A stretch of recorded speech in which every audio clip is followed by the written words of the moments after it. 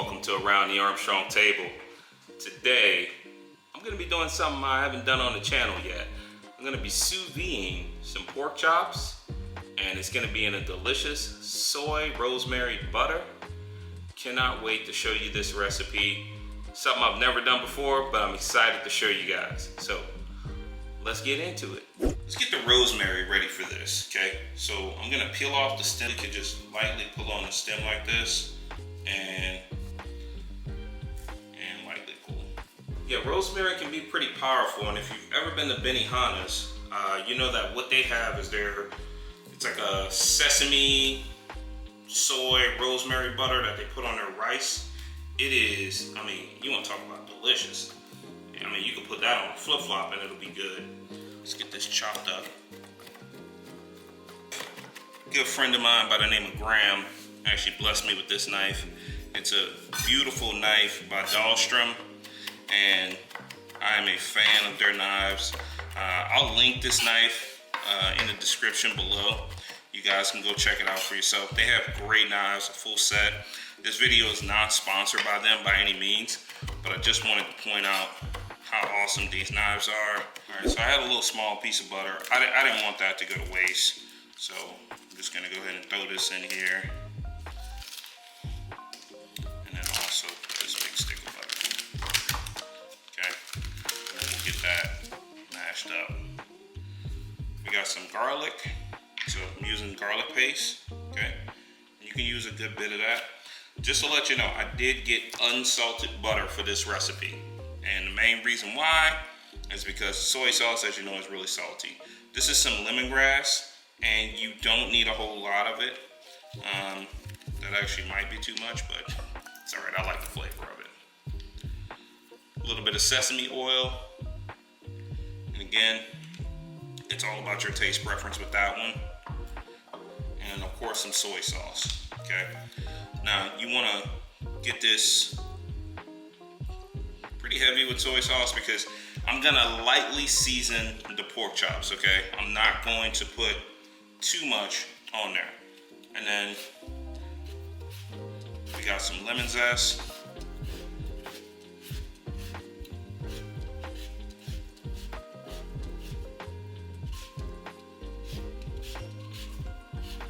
And this gives it a really floral, lemony flavor. And drop that right in. And then we're gonna come in with that rosemary, okay? And the rosemary, it's okay if the rosemary is forward in this. I'm gonna put a little bit of salt, even though I have the soy sauce in here, and then some pepper as well. Be careful not to splash the soy sauce as you start to get it incorporated. Once you got this all incorporated, what I'm going to do is get it in some pinch plastic.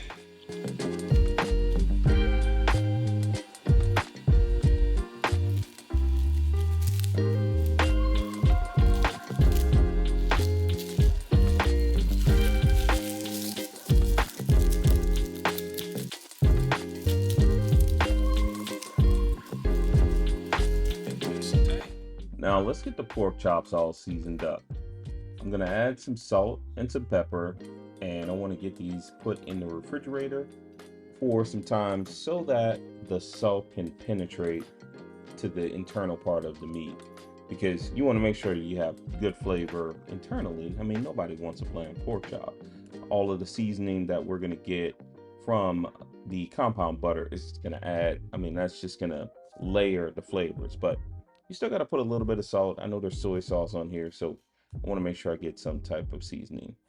And this particular recipe, for all of my folks, I don't know if you watch Guga Foods or Sous Vide Everything.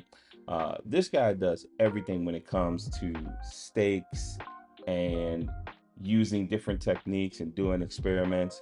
But he has a channel dedicated just to sous videing, and I'm telling you, the food is on point. So go check him out. I'll link his information in the description below as well.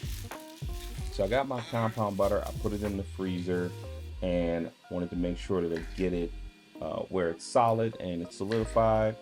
And then we're gonna get everything vacuum sealed, because that's the beauty of sous vide cooking. It's cooking under a controlled temperature, as I alluded to in the beginning of the video. And then the compound butter, like I said, it's just gonna add all that additional flavor. You get this bad boy vacuum sealed, and I mean, pretty much set it and forget it at that point. Get all that moisture pulled out. The Once it gets vacuum sealed, obviously it's gonna seal it, and we're gonna do all of the pork chops, and bam, there you have it. It's absolutely perfect, and you're gonna drop it in that water.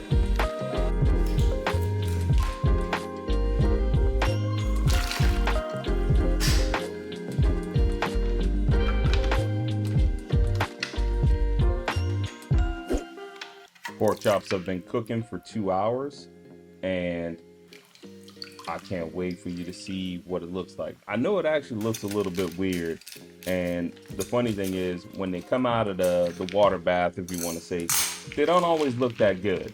But see, all of that juice, that's flavor, and we are going to use that as a nice little topping or gravy right on top.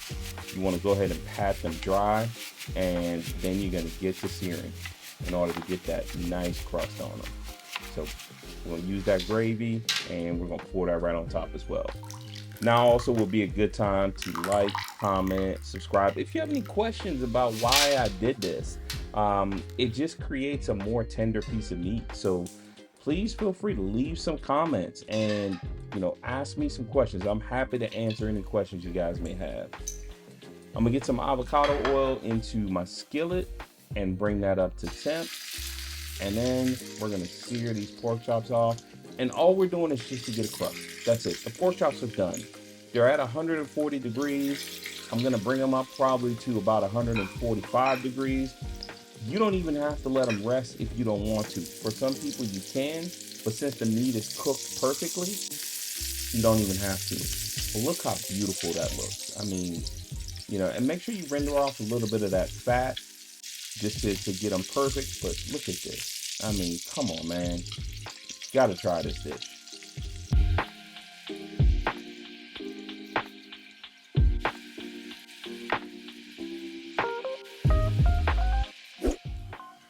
Y'all can't tell me that don't look good. And look at the juices just flowing through that pork chop.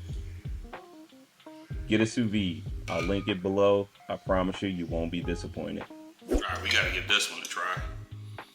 Let's get it.